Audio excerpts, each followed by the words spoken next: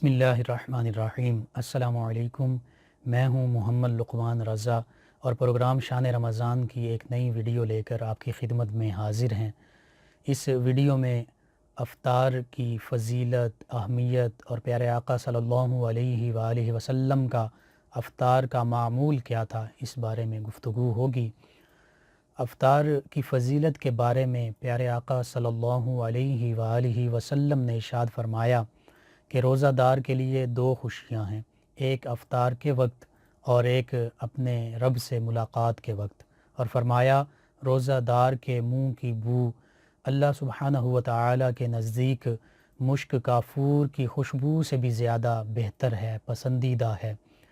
اور پیارے آقا صلی اللہ علیہ وآلہ وسلم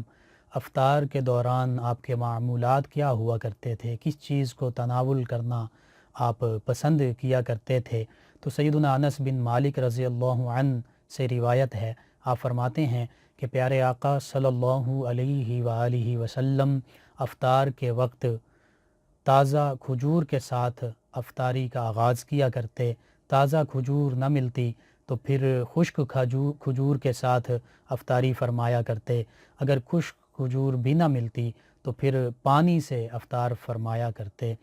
اور اسی طرح پیارے آقا صلی اللہ علیہ وآلہ وسلم کا فرمان بھی یہ ہے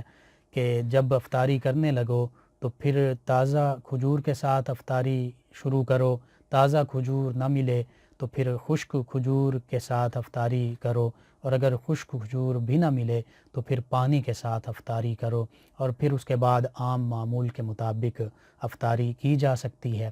اسی طرح اب افطاری کے وقت کے بارے میں دین اسلام ہماری کیا رہنمائی کرتا ہے،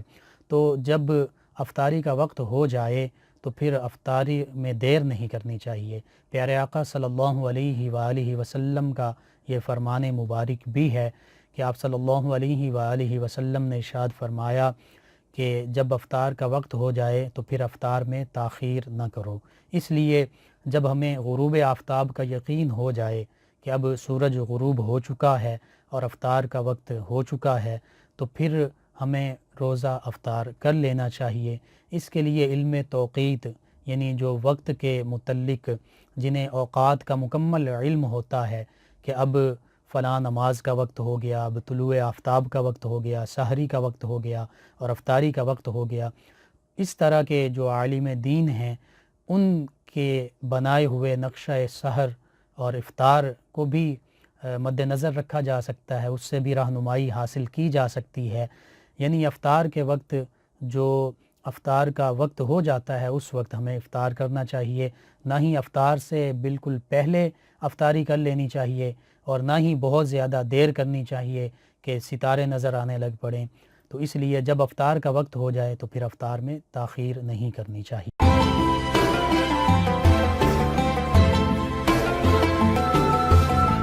Please subscribe channel 9 News Web TV and don't forget to click the bell icon. Thanks.